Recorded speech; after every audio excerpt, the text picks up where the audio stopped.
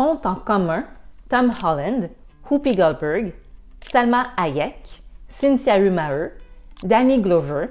Ces personnes sont tous dyslexiques. Chez certains, comme Whoopi Goldberg, le diagnostic est venu seulement à l'âge adulte. Pourtant, des signes de la dyslexie, il y en a qui sont présentes très tôt, par exemple à la petite enfance dans les premières années de vie. Je suis Gianna Metellus, orthophoniste, formatrice. Aujourd'hui, à travers 8 manifestations de la dyslexie, je vous explique tout ça, sans oublier les particularités pour les personnes bilingues, multilingues, immigrantes. D'abord, la dyslexie, c'est quoi?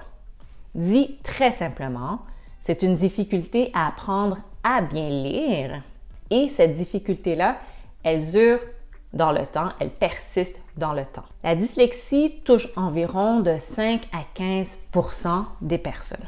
On sait que pour les personnes bilingues, la dyslexie est à la fois sous-diagnostiquée et sur-diagnostiquée.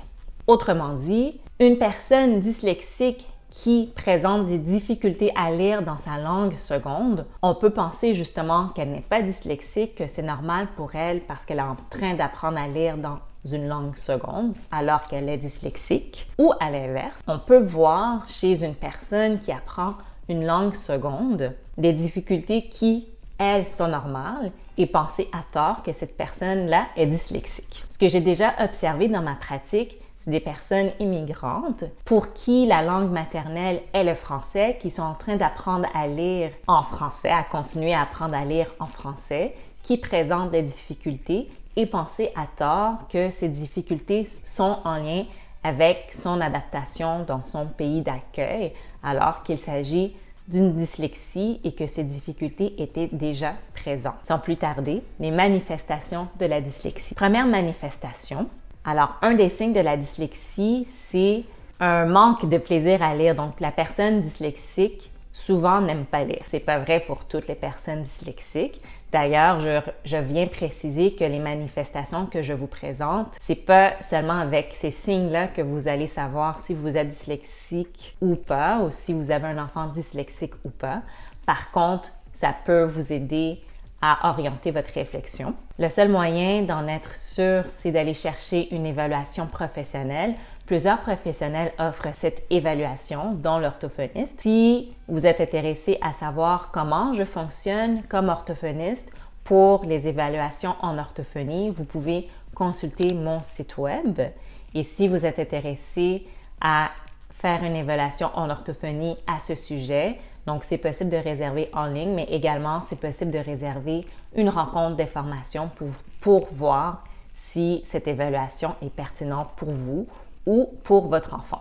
Maintenant, deuxième manifestation, bien une personne dyslexique va lire avec des erreurs, donc peut lire de manière plus saccadée, de manière plus lente. On va dire que la personne manque de fluidité en lecture. À ces difficultés-là, au fait de ne pas aimer lire, bien, la personne peut s'adapter. Et justement, le troisième signe qu'on veut voir, c'est que pour profiter du plaisir à lire, bien, la personne va préférer des lectures plus imagées comme des mangas, des bandes dessinées ou des audiobooks. Donc, c'est une manière de passer outre les difficultés qu'on a à lire. Quatrième manifestation. Les difficultés qu'on a à lire, ça peut affecter la compréhension. À ce moment-là, c'est pas nécessairement qu'on a des difficultés à comprendre les mots ou les phrases qu'on lit. On peut avoir une bonne compréhension en théorie, mais les difficultés à la lecture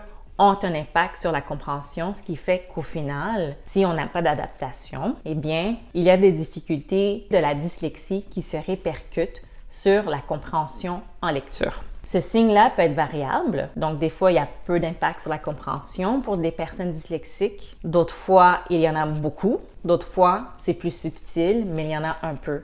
Et par exemple, plus le texte est complexe, plus on va voir ces difficultés de compréhension qui découlent en fait de la dyslexie. Cinquième manifestation, on va parler du mythe de l'inversion, du problème visuel à voir les lettres à l'envers. Donc, c'est un mythe que j'entends souvent encore.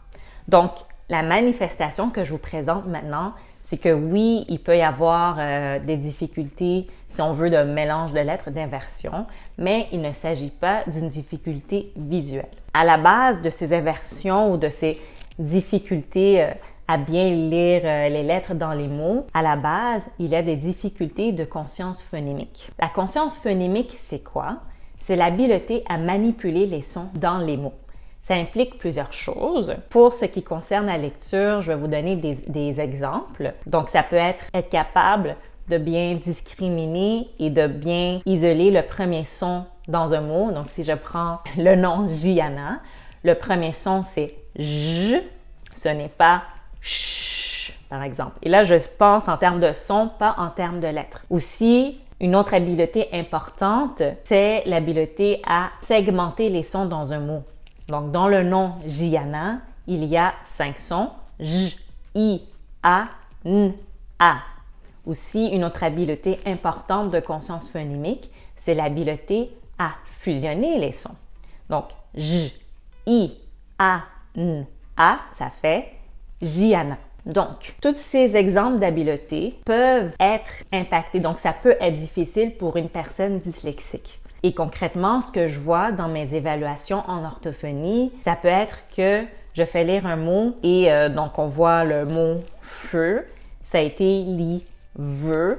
Ben, en fait, à la source de ça, c'est que c'est difficile de bien discriminer, de bien saisir la différence entre le son V et le son F, ce qui fait que ça va faire des erreurs de lecture. On peut penser que c'est des erreurs de lettres. Donc, ça peut être des difficultés comme ça qui fait que il y a cette impression de mélange de lettres, mais il ne s'agit pas d'un problème visuel. À la base de ça, c'est des difficultés sur le plan de la conscience phonémique. Aussi, j'en profite pour ajouter une autre information. Le mélange entre le B, le D, le P, le Q, c'est souvent quelque chose qu'on voit.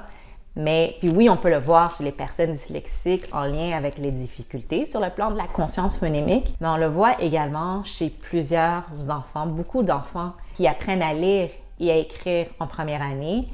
Je me suis souvenu en fait que moi-même, je le faisais. C'est un phénomène normal. Ton cerveau, avant d'apprendre à lire, à écrire, ne fait pas la différence entre le symbole B et D. D'ailleurs, le B, si tu le mets devant le miroir, ça fait un D. Pour le cerveau, ça fait la même chose. Donc, c'est seulement avec l'entraînement à lire que le cerveau finit par apprendre, OK, c'est deux symboles distincts. Le B est associé au son B. Le D est associé au son D. Et ce qui aide à faire cette différence également, mais c'est des bonnes habiletés de conscience phonémique. Prochaine manifestation. En lien avec ça, donc je vous ai dit plus tôt que des difficultés des signes sont présentes depuis la petite enfance. Non, en bas de 5 ans, en bas de 6 ans, en bas de 5 ans, en bas de 4 ans, on ne lit pas encore. Par contre, on parle. Et les difficultés sur le plan de la conscience phonémique, ça peut avoir un impact sur les sons dans les mots qu'on exprime, sur les premiers sons des mots. Donc, une personne dyslexique qui a des difficultés sur le plan de la conscience phonémique, ça se peut que quand elle est tout petite, à cause de ça, ça lui prend plus de temps à se mettre à parler. Et aussi, ça se peut qu'il se fasse moins bien comprendre parce qu'il fait des erreurs, des transformations dans les sons de ses mots. Donc, si c'est le cas et si ces erreurs-là sont plus présentes que pour un enfant de l'âge de cet enfant-là, ça peut faire en sorte qu'on comprenne moins bien cet enfant-là comparé à un autre enfant de son âge. Ça se peut que cet enfant-là ait un trouble du développement des sons de la parole, un trouble des sons de la parole. Et donc, justement, si à la source, il y a des difficultés sur le plan de la conscience phonémique, plus tard, ça se peut que cet enfant, ça se place sur le plan des sons, donc on comprenne bien l'enfant. Avec du soutien orthophonique, c'est toujours mieux de consulter, mais par contre,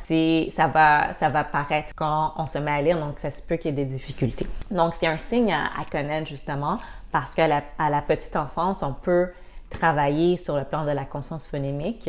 Donc, c'est une des habiletés, pas la seule, qui va être très importante pour l'apprentissage de la lecture. Prochaine manifestation. Toutes ces difficultés, elles, persistent dans le temps pour une personne dyslexique. Il va y avoir une évolution qui va dépendre beaucoup de la bonne instruction, du bon soutien que la personne dyslexique a eu dans son parcours scolaire pour l'apprentissage de la lecture, des adaptations qu'elle a eues. Par contre, les difficultés, il va en rester. Même Quand une personne dyslexique finit par bien lire, ben ça se peut que ça demande quand même plus d'efforts, qu'il y ait une plus grande fatigue parce qu'il y a une charge cognitive. Donc les difficultés évoluent, mais elles persistent, même si avec le temps, ça se peut que ça devienne plus subtil. Maintenant, 8e manifestation pour les personnes bilingues et multilingues. Cette manifestation-là, c'est que tous les signes que j'ai présentés, eh bien, ils vont être présents dans toutes les langues parlées par la personne dyslexique. Ça ne veut pas dire que les signes, les difficultés vont être exactement pareils d'une langue à l'autre. Ça va dépendre de l'instruction, de l'enseignement qu'on a reçu dans chaque langue, de l'intensité. Ça va dépendre aussi des caractéristiques de la langue. Je donne un exemple concret. Une de mes langues maternelles, c'est le créole, et c'est une langue qui est très transparente sur le plan des sons et des lettres. Par exemple, une lettre va faire toujours le même son, ou si c'est 2 lettres, mais ça va faire toujours le même son.